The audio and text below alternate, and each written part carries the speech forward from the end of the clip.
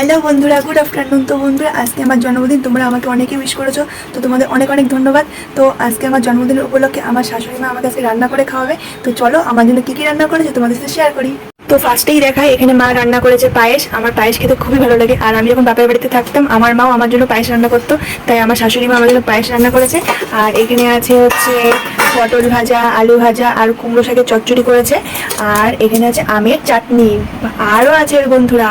তো এখানে এখনো মাংস রান্না হচ্ছে, মা এখনো মাংস রান্না করছে, দেখো।